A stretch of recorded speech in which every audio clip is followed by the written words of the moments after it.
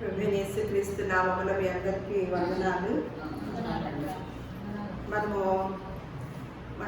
మూల పాఠాలు నేర్చుకుంటున్నాం అన్నమాట.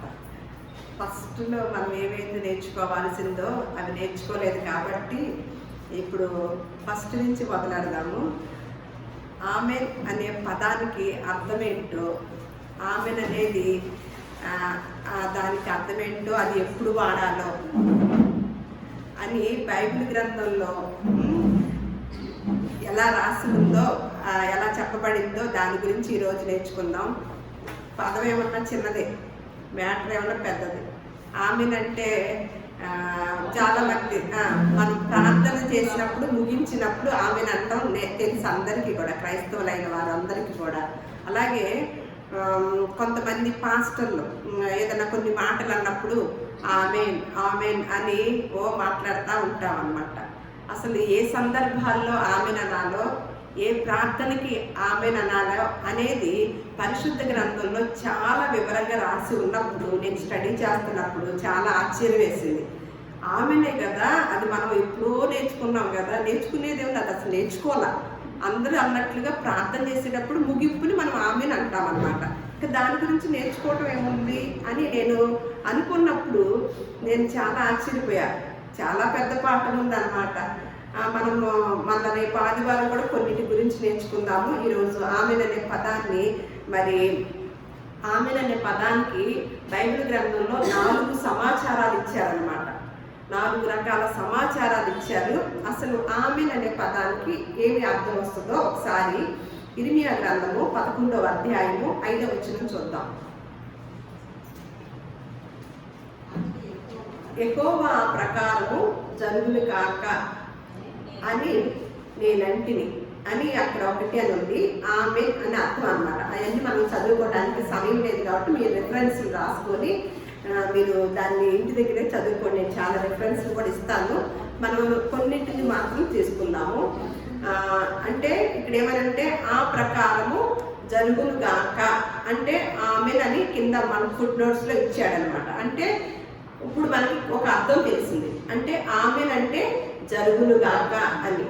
చాలా మంది పాటలు పాడేటప్పుడు ఆ పాటలు ఏంటో కూడా తెలియదు. అలాగే చాలా మంది ప్రార్థనలు చేస్తారు.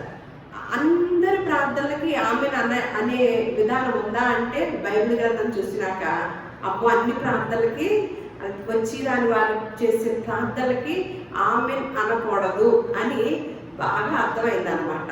అదే మనకి నిర్గమాకాండం 20వ అధ్యాయంలో ఒక మాట ఉంటుంది. ఎందుకంటే అది ఆజ్ఞల్లో ఒక మాట అనమాట.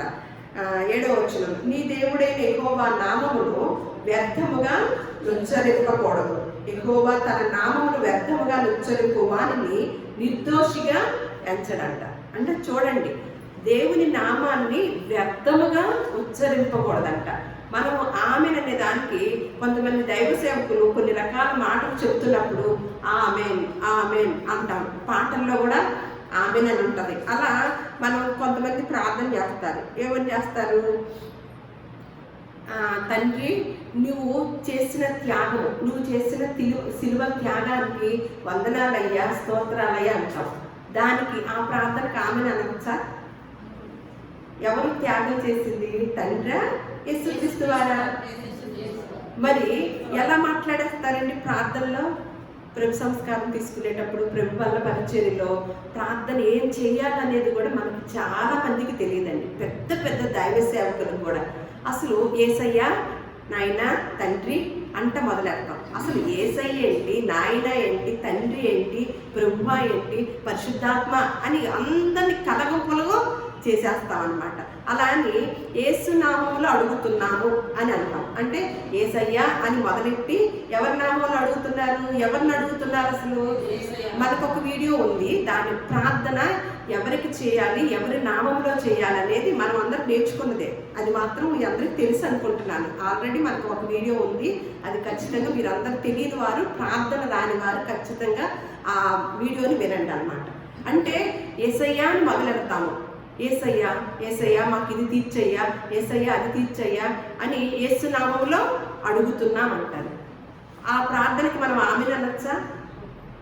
అంటే ఎవరిని అడుగుతున్నాం మనం? అసలు ఎవరి నామములో అడుగుతున్నాము? యేసయ్య నామంలో మనం ఎవరిని అడుగుతున్నాం? తండ్రిని అడుగుతున్నాం. అప్పుడు ఎవరి నామములో అని, యేసయ్య నామములో అడుగుచున్నాము తండ్రి అని అంటాం. దాన్ని ఆమెన్ అంటాం. మీకు అర్థం అవ్వాలనే ఇప్పుడు చెప్తుంది. అదే తండ్రి, నువ్వు చేసిన సిలువ త్యాగము, నువ్వు కార్చిన రక్తము అని ఇలా చెప్పామనుకోండి, ఎలా ఉంది మీకు? మీకు అర్థమైందా? తండ్రి చేశాడా త్యాగం? తండ్రి ఎవరిని పంపించాడు భూలోకానికి? సిలువ రక్తాన్ని సిలువలో రక్తాన్ని చిందించడం, సిలువ త్యాగం చేయటం ఎవరండి? కుమారుడు పంపించాడు తండ్రి. మరి అలాంటప్పుడు ఆ ప్రార్థనకి మనం అంగీకరించాలా? ఆమోద ముద్ర వేయాలా? జరుగునుగాక అనాలా? అసలు ఆమెన్ అనే పదానికి ఇక్కడ ఏమనుంది? యెహోవా జరుగునుగాక అని చెప్పారు కదా. దానితో పాటు కొన్ని పాత నిబంధనల్లో శాసనాలకి శాపాలకు కూడా ప్రజలందరూ విన్నాక ఆమెన్ అన్నారంట. చూడండి, అందుకని దాన్ని సంఖ్యాకాండము 5వ అధ్యాయము 22వ వచనము. ఇక్కడ ఒక స్త్రీ గురించి అనమాట. ఒక స్త్రీ చేసిన తప్పిదానికి, ఆ శాపానికి సంబంధించిన ఒక వచనాన్ని ఇక్కడ పలుకుతున్నారనమాట. శాపము కలగచేయు ఈ నీళ్లు నీ కడుపు ఉబ్బునట్లును నీ నడుము పడినట్లు చేయుటకు. మీరు సైలెంట్గా వింటూ ఉండండి, మీ రెఫరెన్స్లు రాసుకోండి. నీ కడుపులోనికి పోవునని చెప్పి యాజకుడు ఆ స్త్రీ చేత శపథ ప్రమాణము చేయించిన తర్వాత ఆ స్త్రీ ఏమని చెప్పాలంట? ఆమెన్ అన్నాడు. అంటే ఆ స్త్రీకి ఏం వచ్చినని చెప్పాడు యాజకుడు? శాపం వచ్చినని చెప్పాడు అనమాట. ఆ స్త్రీకి ఉన్న పరిస్థితిని బట్టి ఆ అధ్యాయం అంతా చదివితే ఆ స్త్రీ గురించి రాయబడింది. ఆ స్త్రీ ఎందుకు అలా శపితమైందో అనేది, యాజకుడు ఎందుకు ఆమెను అని అనిపించాడో స్త్రీ గురించి మనకు తెలుస్తుంది అనమాట. అంటే ఇక్కడ మనకి ఏం తెలుస్తుందంటే, శాపవచనాలు, శాసనాలు కూడా ఆమెన్ అని అనాలి, వాటికి కూడా అని అర్థం అనమాట. ఇంకొకటి ఉంటుంది, ద్వితీయోపదేశకాండము 27వ అధ్యాయము 14 నుంచి 26 వరకు. ద్వితీయోపదేశకాండము 27వ అధ్యాయము 14 నుంచి 26 వరకు. మనకు సమయం లేదు కాబట్టి చివరి వచనాన్ని నేను చదువుతున్నాను. ఈ విధికి సంబంధించిన వాక్యములను గైకొనకపోవుట వలన వాటిని స్థిరపరచని వాడు శాపగ్రస్తుడని చెప్పగా ప్రజలందరూ ఆమెన్ అని అన్నారంట. అంటే ఇదంతా విన్నాకన్నారా, వినకుండా అనేసారా? విన్నాక. ఏమని? వాటిని స్థిరపరచని వాడు. అంటే ఈ విధి అంటే కొన్ని విధులు ఇచ్చాడు. ఆ పై వచ్చిన 14 నుంచి 26 వరకు కూడా కొన్ని కట్టడాలు, కొన్ని సూచనలు ఇచ్చాడనమాట. అంటే కొన్ని రూల్స్ ఇచ్చాడు. ఆ రూల్స్ అన్నిటిని కూడా అని చెప్తూ చివరి వచనాన్ని మనం చదువుకున్నాం. మీరు ఇంటికి వెళ్ళాక ఆ రిఫరెన్స్లన్నీ, నేను ఇచ్చిన రిఫరెన్స్లన్నీ కూడా మీరు చక్కగా చదువుకుంటే ఈ పదానికి, ఈ అర్థానికి, ఆమెన్ అనే దానికి మీకు పూర్తి వివరణ ఇంకా కొంచెం ఎక్కువగా తెలుసుకుంటారు. ఇక్కడ ఏమన్నా ఈ విధికి అంటే పైన ఉన్న విధానాలన్నిటికీ, ఆ యొక్క కట్టుబాటుకి సంబంధించిన వాక్యములను గైకొనకపోవటం వలన, ఏదైతే చెప్పాడో దేవుడు వాటినన్నిటిని కూడా మనం గైకొనకపోవటం వలన వాటిని స్థిరపరచని వాడు. అంటే దేవుడు ఏదైనా చెప్పాడు అంటే వాటిని మనం ఏం చేయాలి? స్థిరపరచాలి, గైకొనాలి. వాటిని గైకొనని వాడు, స్థిరపరచని వాడు ఏమవుతాడంటండి? శాపగ్రస్తుడని చెప్పగా ప్రజలందరూ ఆ మాటలు విని అనాలంట? ఆమెన్ అనాలంట. అలా మనం ఒక విధానం అంటే 2 విధాలుగా చూస్తున్నాం. అటు ఏమన్నా ముందేమన్నా దేవుని యొక్క మనం ఏమన్నా ఇర్మియా గ్రంథంలో ఆ ప్రకారం అంటే ఒక గొప్ప ఆశీర్వాదము లేకపోతే ఒక గొప్ప దీవెనను అలా జరుగునుగాక అని ఆమెన్ అని అక్కడ చూసాం. తర్వాత ఏం చూసాము? ఒక స్త్రీ తన శాపవచనానికి ఆమెన్ అని చూసాం. అలాగే ద్వితీయోపదేశకాండంలో ఏం చూసాము? కొన్ని శాసనాలు, దేవుడు పెట్టిన శాసనాలకి ఆ ప్రజలందరూ కూడా కట్టుబాటు కలిగి ఆ గైకొనాలి, దాన్ని స్థిరపరచాలి. ఆ ప్రజలందరూ కూడా విని ఆమెనంతా చూసామన్నమాట. అలాగే ఇంకొక చోట చూద్దాము. ఈ ప్రజలందరూ కూడా ఇవి విన్నాక అంగీకరించి ఆమోద ముద్ర వేసినట్లుగా మనం చూస్తున్నాం అనమాట ఈ శాసనాలకి. అలాగే దేవుణ్ణి స్తుతించేటప్పుడు కొన్ని రిఫరెన్స్లు రాసుకోండి. కీర్తన గ్రంథము 41:13. కీర్తనలు 41:13 చూద్దాం. ఇశ్రాయేలు దేవుడైన యెహోవా శాశ్వత కాలము నుండి శాశ్వత కాలం వరకు స్తుతింపబడును గాక. ఆమేన్, ఆమేన్. అంటే ఇలాంటి దానికి అంటే నిజము, ఆ దేవుని స్తుతిస్తున్నాము, ఆయన్ని స్తుతిస్తున్నాము, ఆయన ఘనపరుస్తున్నాము, ఆయన్ని మహిమపరుస్తున్నాము అని ఆమెన్ ఆమెన్ అనమాట. అదే మన కీర్తన 72వ కీర్తన 19వ వచనం. ఆయన మహిమ గల నామము నిత్యము స్తుతింపబడును గాక, సర్వభూమియు ఆయన మహిమతో నిండి ఉండును గాక. ఆమెన్ ఆమెన్ అని అన్నాడు. అంటే దేవుణ్ణి స్తుతించడం అన్నమాట. ఇది దేవుణ్ణి స్తుతించుతూ ఆయన నామాన్ని ఘనపరుస్తూ ఆయన గురించి మాట్లాడినప్పుడు ఆమెన్ ఆయనతో అన్నవారందరూ కూడా ఏకీభవించినట్లు అనమాట, ఒకే మనసుతో.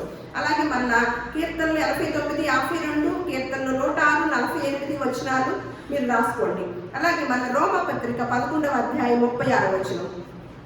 ఆయన మూలములను ఆయన ద్వారాను ఆయన నిమిత్తమును సమస్తము కలిగి ఉన్నవి, యుగముల వరకు ఆయనకు మహిమ కలుగును గాక. ఆమేన్. ఇక్కడ మళ్ళా గలతీయులకు రాసిన పత్రిక 1వ అధ్యాయం 5వ వచనము, ఎఫెసీయులకు రాసిన పత్రిక 3వ అధ్యాయం 20, 21, హెబ్రీయులకు రాసిన పత్రిక 13వ అధ్యాయం 25వ వచనము, 1 పేతురు రాసిన పత్రిక 5వ అధ్యాయం 14వ వచనము, అలాగే 1 తిమోతికి రాసిన పత్రిక 1వ అధ్యాయము 17వ వచనము, 2వ తిమోతికి రాసిన పత్రిక 4వ అధ్యాయము 18వ వచనము, యూదా పత్రిక 24వ వచనము, ప్రకటన గ్రంథము అలాగే 7వ అధ్యాయము 11, 12 వచనాలు అన్నమాట. ఇక్కడ మనం చూసాం. ఇవన్నిటిని కూడా ఆమెన్ అనే వాటికి అర్థాలు, రిఫరెన్స్లు మీరు అన్ని రాసుకొని తర్వాత చదువుకోండి.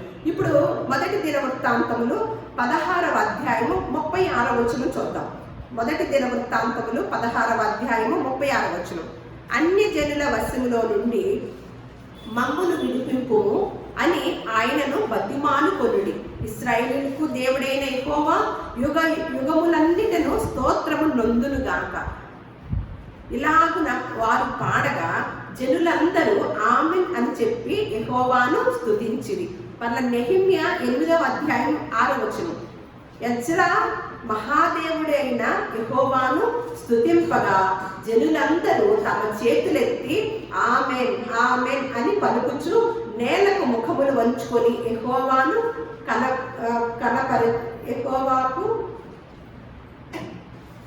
వారు పాటలు పాడి దేవుని స్తుతించి ఆయన్ని మహిమపరిచింది. అంటే ఈ 2 అధ్యాయాల్లో కూడా దినవృత్తాంతముల్లోనూ నెహెమ్యాలో కూడా ఇక్కడ ఏం జరుగుతుందంటే పాటలు పాడతారు. పాటలు పాడుతూ దేవుణ్ణంట మహిమపరిచారంట.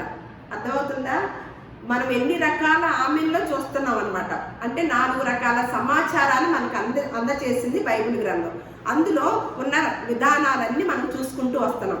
ఇక్కడ ఏమంటున్నారు, ఈ 2 అధ్యాయాల్లో కూడా పాటలు పాడుచుండగా ఆమెన్ ఆమెన్ అని ఆయన్ని దేవుణ్ణి మహిమపరిచారంట. ఆ దేవుణ్ణి పాటలతోనూ మాటలతోనూ మహిమపరిచారా, లేకపోతే ఏమైనా చేసుంటారా? నోటితోనే మహిమపరిచారా? ఈ భక్తులందరూ పాత నిబంధనల భక్తులు మహిమపరచడం అంటే ఏంటి? నోటితోనే మహిమపరిచారా, లేకపోతే ఇంకేమైనా చేశారా? మహిమపరచడం అంటే ఏంటి? ఇక్కడ చదివాం కదా, చూసాం కదా, ఆ దేవుని స్తుతించి మహిమపరిచారంట. అంటే మహిమపరచడం అంటే ఏంటి? మీకు ఎవరికైనా అర్థమవుతుందా? మహిమపరచడం అంటే ఏంటి అంటే, కొంతమంది ఇప్పుడు స్తుతులు చెప్తారు.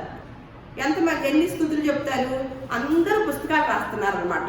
ఒకప్పుడు ఏదో ఒకరి దగ్గర ఉండేది, ఏదో 1000 స్తుతులో 100 స్తుతులో ఏదో చెప్పుకునేవారు. ఇప్పుడు అందరూ అన్ని రకాల పదాలను పెట్టేసేసి స్తుతులు రాస్తున్నారు అనమాట. మనం కూర్చొని 1000 స్తుతులు చదివామనుకోండి, దేవుణ్ణి మహిమపరిచినట్లా? ఒకసారి చెప్పండి, ఆలోచించండి. దేవుణ్ణి మహిమపరచడం అంటే ఏంటి అంటే, మనం ఏం చెప్తాం ఇప్పుడు, అది స్తుతించడం అంటే 1000 స్తోత్రాలు 1000 నామాలు ఏవి ఉంటాయి కదా, 1000 అని చెప్పేసి చదువుకుంటాం కదా. 2000, 1000, 100, 101 ఇలా చదువుకుంటూ ఉండి ఆయన్ని స్తుతి స్తుతి స్తుతి అంటా ఉంటారు కదా. అదేనా దేవుణ్ణి మహిమపరచడం? వీళ్ళు ఈ పాటలు పాడేటప్పుడు ఆమెన్ ఆమెన్ అన్నారు కదా, మరి ఆయన్ని మహిమపరిచారంట. దాంతోనే ఉండిపోయారా నెహెమ్యాను? మరి దినవృత్తాంత గ్రంథంలో వాళ్ళు నెహెమ్యా కూడా అలాగే ఉండిపోయాడా? స్తుతులే చెప్పేసి నోటితోనే ఆయన జరిగించాడా? ఏం చేశాడు నెహెమ్యా? పని కూడా చేశాడా? అసలు మహిమపరచడం అంటే ఏంటో చూద్దామా? మరి బైబిల్ గ్రంథాన్ని అడగాలి కదా, మన సొంత మాటలు చెప్పకూడదుగా. యోహాను సువార్త 17వ అధ్యాయము 4వ వచనం.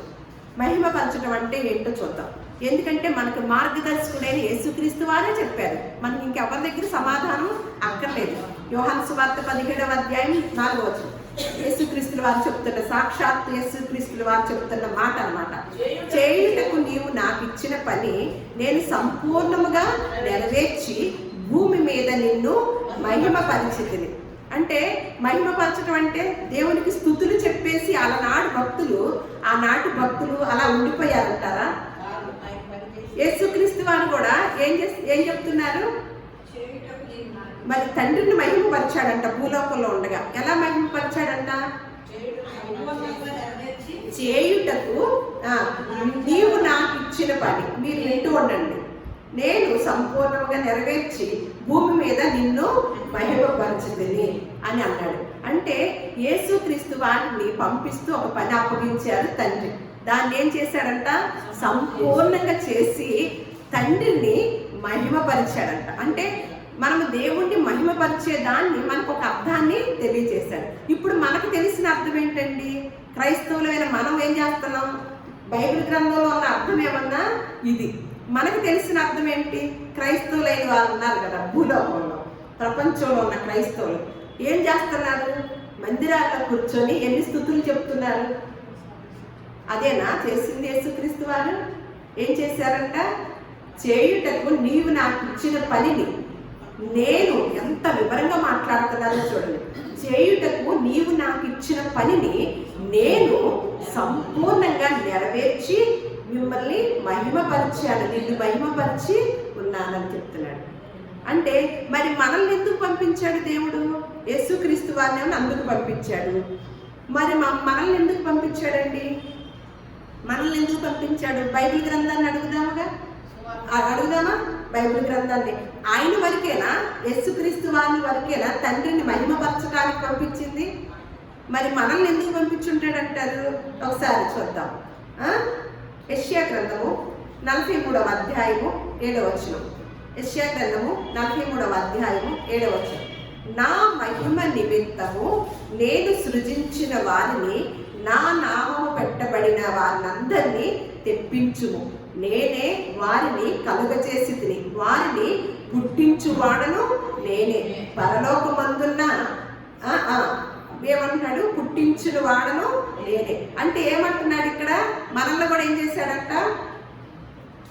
నా మహిమ నిమిత్తము నేను సృజించిన వారిని, నా నామము పెట్టబడిన వారిని అందరినీ తెప్పించుము.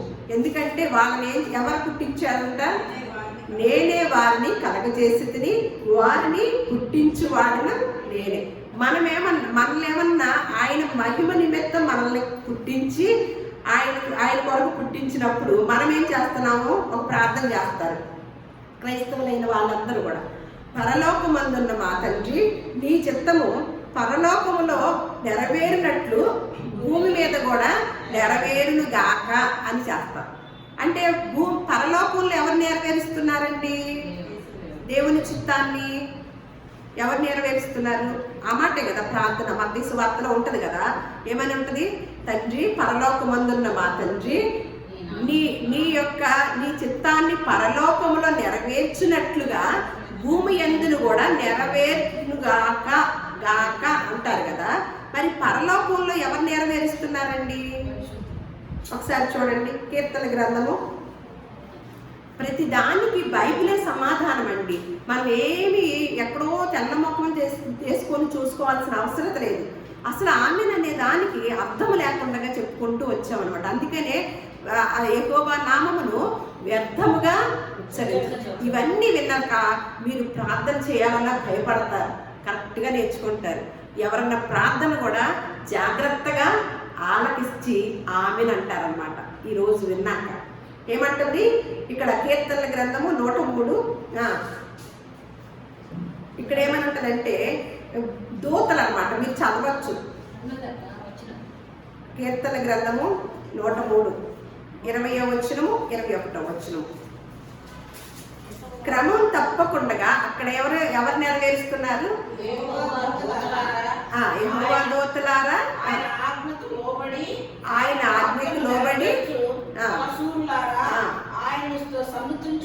రాసుకోండి. అక్కడ ఎవరు నెరవేరుస్తున్నారని మనకు టైం లేదు కాబట్టి నేను త్వరగా చెప్తాను, మీరు రాసుకోండి. అక్కడ ఎవరు నెరవేరుస్తున్నారు దేవుని చిత్తాన్ని? దేవదూతలు. మన తెలివితేటలు ఏంటో తెలుసా? మన ప్రార్థన ఎలా ఉంటుందంటే, పరలోకమందున్న తండ్రి నీ చిత్తము పరలోకములో నెరవేరినట్లుగా భూమి మీద కూడా నీ దూతలు నెరవేర్చునుగాక.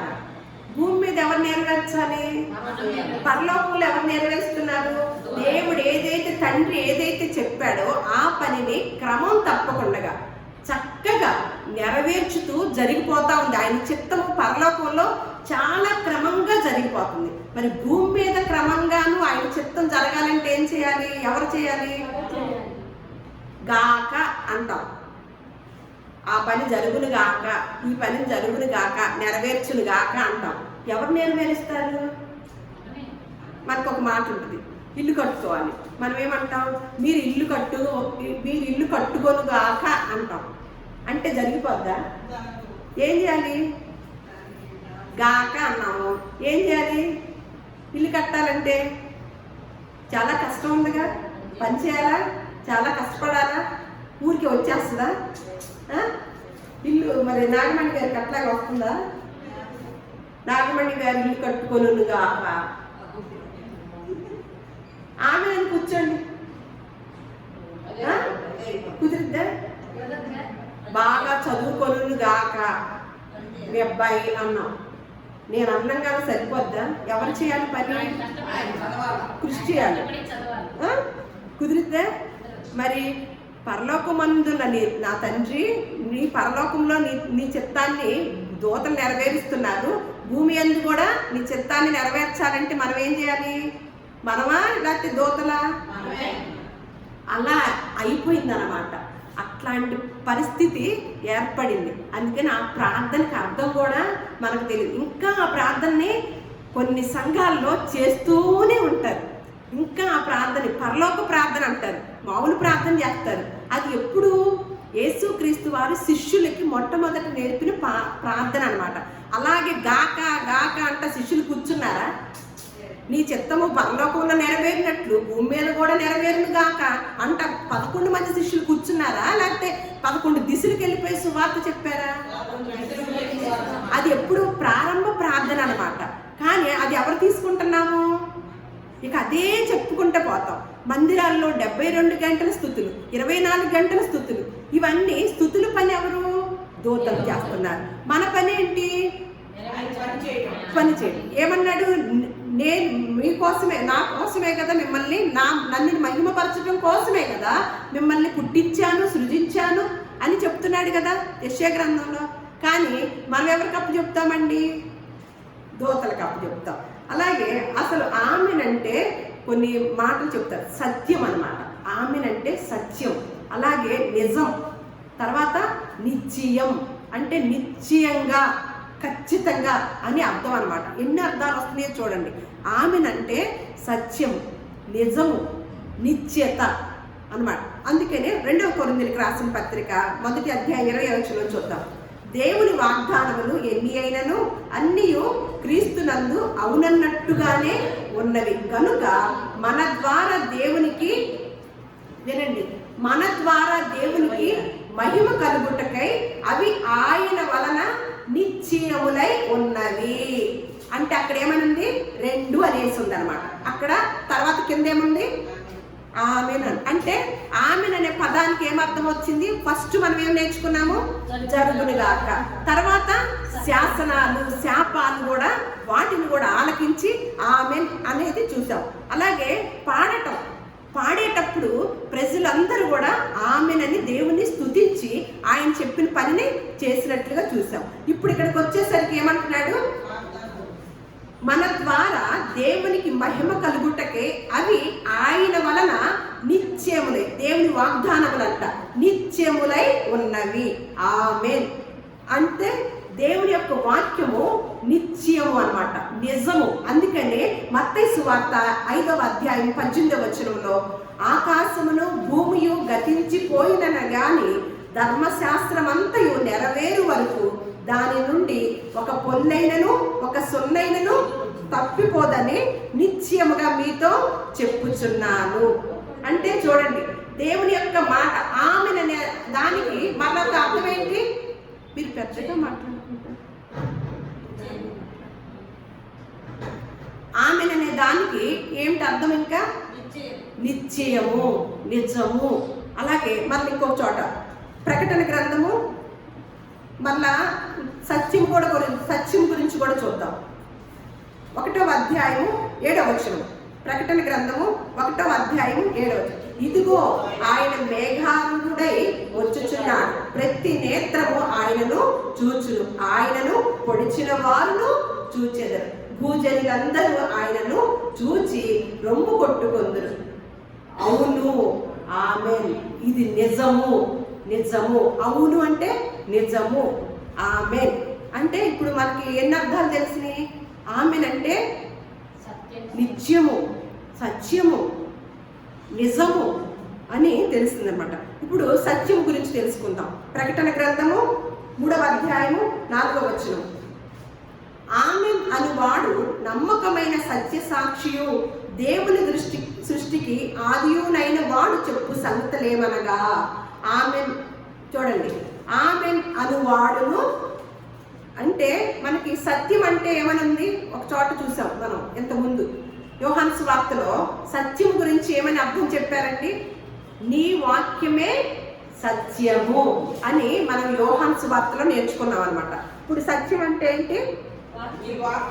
సత్యం అంటే వాక్యము, ఒక అర్థము మనం యోహాను సువార్తలో నేర్చుకున్నాం.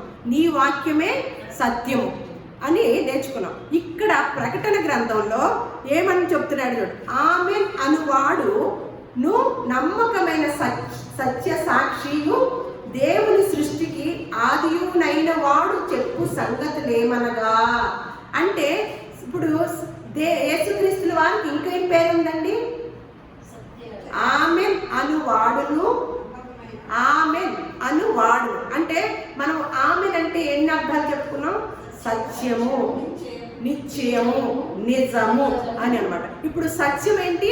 నీ వాక్యమే సత్యం. సత్యమే ఆది యందు వాక్యము ఉండెను, వాక్యము దేవుడై ఉండెను అని కదా చదువుకున్నామా? ఇప్పుడు ఇక్కడ ఏమంటున్నాడు ప్రకటన గ్రంథంలో? ఆమెన్ అనువాడును నమ్మకమైన సత్య సాక్షియు, దేవుని సృష్టికి ఆదియునైన వాడు చెప్పు సంగతులేమనగా. అంటే ఆమెన్ అంటే ఇప్పుడు ఎవరు అర్థం? ఇంకొక అర్థం ఏంటి? సత్యము, యేసుక్రీస్తుల వారు. ఆమెన్ అనేవాడు అనువాడంట. ఆమెన్ అనేవాడు సత్యం అంటే వాక్యము, ఆది యందు వాక్యము, ఆ వాక్యమే కృపా సత్య సంపూర్ణుడిగా మన మధ్య నివాసం చేయడానికి వచ్చాడు. అదంతా తెలిసిందే కదా. ఇప్పుడు ఇక్కడేమంటున్నాడు ప్రకటన గ్రంథంలో? ఆమెన్ అనువాడును నమ్మకమైన సత్య సాక్షియు, దేవుని సృష్టికి ఆదియునైన వాడు చెప్పు సంగతులు ఏమనగా. ఆమెన్ అంటే యేసుక్రీస్తుల వాడని కూడా అర్థం అన్నమాట. ఆమెన్ అని వాడే కదా ఇక్కడ మనం చదువుకున్నాము. చూడండి, అందుకని మనం ఆమెన్ అనేటప్పుడు ఎలా అనాలి, ఏ ప్రార్థనకి అనాలి, ఏ సందర్భంలో అనాలి, ఏ ప్రార్థన మనం ఎన్ని అనాలా, వినకుండా అనాలా ఏంటనేది ఇంకొకసారి క్లారిటీ తీసుకొని మనం ముగించుకుందాము. 1 కొరింథీయులకు రాసిన పత్రిక 14వ అధ్యాయము 14వ వచనం. భాషతో మాట్లాడువాడు అర్థము చెప్పు శక్తి కలుగుటానికి ప్రార్థన చేయవలెను. నేను భాషతో ప్రార్థన చేసిన ఎడల నా ఆత్మ ప్రార్థన చేయును గాని నా మనసు ఫలవంతముగా ఉండదు. కాబట్టి ఆత్మతో ప్రార్థన చేతును, మనసుతోనూ ప్రార్థన చేతును, ఆత్మతో పాడుదును, మనసుతోనూ పాడుదును. లేని ఎడల నీవు ఆత్మతో స్తోత్రము చేసినప్పుడు ఉపదేశము పొందని వాడు నీవు చెప్పు దానిని గ్రహింపలేడు గనుక నీవు కృతజ్ఞతాస్తుతులు చెల్లించినప్పుడు ఆమేన్ అని వాడెలాగ పలుకును? అర్థమైందా? భాషలతో ప్రార్థన చేస్తారు, అది మనకు అర్థమవుతుందా? ఏం మాట్లాడుతున్నాడో, ఏం మాట్లాడితే మనం ఆమెన్ అనాలో వినాలి కదా. విని ఇప్పుడు మనం కొన్ని మార్లు నేర్చుకున్నాం, కొన్ని రిఫరెన్స్లు చూసుకున్నాం. ఆమెన్ అని ఎప్పుడు అనాలో, ఏటికి వర్తించిందో, ఎలా మాట్లాడాలో అనేది. ఆమెన్ అనే దాని పదాన్ని కూడా ఆయన ఎవరు? ఆమెన్ అనే దానిలో ఎవరున్నారు? యేసుక్రీస్తు వారు కూడా ఉన్నారు. అంటే దేవుని నామాన్ని మనము వ్యర్థముగా ఉచ్చరింపకూడదు. మరి ఆమెన్ అనేటప్పుడు ఎంత జాగ్రత్తగా ఏ ప్రార్థన ప్రార్థన అంతా ఆలకించాలి. అందుకనే పౌలు గారు చెప్తున్నారు అనమాట, ఏమని, నేను భాషతో ప్రార్థన చేసిన ఎడల నా ఆత్మ ప్రార్థన చేయును గాని నా మనసు ఫలవంతంగా ఉండదు. నేను ఆ భాషతో మాట్లాడువాడంట అర్థము చెప్పు శక్తి కలుగుటకి ప్రార్థన చేయవలను. అంటే భాషతో మాట్లాడే వాళ్ళు ఏది కూడా రావాలి, వాళ్ళకి దాని అర్థం కూడా తెలిస్తేనే వచ్చిన వారికి అర్థమవుతుంది అనమాట. మనం వింటున్నాం, వాళ్ళు ఏదో భాషలో ప్రార్థన చేస్తున్నారు, ఏమని ఆమెన్ అంటాం మనం? ఆమెన్ అంటే మామూలుగా మాట, ఆషామాషిగా ఇప్పుడు మనం చదువుకుంటే కాదు కదా. మరి మనం ఎవరు ఏ ప్రార్థన చేస్తున్నా, ఎవరైనా ప్రార్థన చేసినప్పుడు కూడా, లేకపోతే మనం దాన్ని వినకుండగా అర్థం అవ్వకుండగా ఆమెను కనుక అంటే ఎలాంటి వారం అవుతాము? శాపానికి పాత్రులు అవుతాం, దీవెనలకు కాదు. మిగతా రెఫరెన్స్లన్నీ మీకు ఇచ్చాను, కాబట్టి మీకు తప్పకుండా అవన్నీ కూడా లైన్గా మీరు చదువుకోండి. ఏమంటున్నాడు ఇక్కడ? భాషతో ప్రార్థన చేసినప్పుడు అర్థం కాని వాడు వచ్చి ఆమెను అనటానికి కుదరదు అంటున్నాడు. అంటే మనం చేసే ప్రార్థన, ఇందాకే చెప్పాను, తండ్రి నువ్వు కార్చిన రక్తాన్ని బట్టి నీకు స్తోత్రములే అంటే మనం ఆమెనంటే ఎలా ఉంటుంది? ఎంత అపార్థమైపోతుంది. యేసుక్రీస్తు వారు చేసిన త్యాగం ఏమైపోతుంది? అలాగే ప్రార్థన చేసేటప్పుడు ఎవరికి చేయాలి? తండ్రికి చేయాలి. ఎవరి నామంలో చేయాలి? యేసుక్రీస్తు వారి నామంలో చేయాలి. మనం ఏం చేస్తాం? యేసయ్యా యేసయ్యా మాకు ఇది ఇయ్యయ్యా, యేసయ్యా మాకు అది ఇయ్యయ్యా అని యేసుక్రీస్తు వారి నామములో అడుగుచున్నాము, ఆమేన్ అంటాం. అంటే ఏం మాట్లాడుతున్నాము, ఏం చేస్తున్నాము, ఆ ప్రార్థనలో మనందరం ఏకీభవించామనుకోండి, మనకి ఫలితం ఉంటుందా? చూడండి, బేసిక్ ప్రార్థన కూడా చేయటం నేర్పించలేని సంఘాలు ఎన్నో ఉన్నాయి అన్నమాట. ఇది చిన్న మాటే, ఆమెన్ అనేది చిన్న మాటే, కానీ ఎంతో అర్థాన్ని, మనకెంతో ఫలవంతాన్ని ఇచ్చిద్ది అనమాట, మనకెంతో ఫలాన్ని ఇచ్చేది ఇది. దీని కనుక కరెక్ట్గా అనుసరించితే, అందుకని కరెక్ట్గా ప్రార్థన కనుక ఎవరన్నా చేయకపోతే మనం ఆమెన్ అనకూడదంట. ఎన్నో రిఫరెన్స్లు మనం చూసాం, ఎన్ని చోట్ల చూసాం ఆమెన్ అనే అర్థానికి, ఆ పదానికి అర్థాలు చూసాం, ఎప్పుడు అనాలో చూసాం.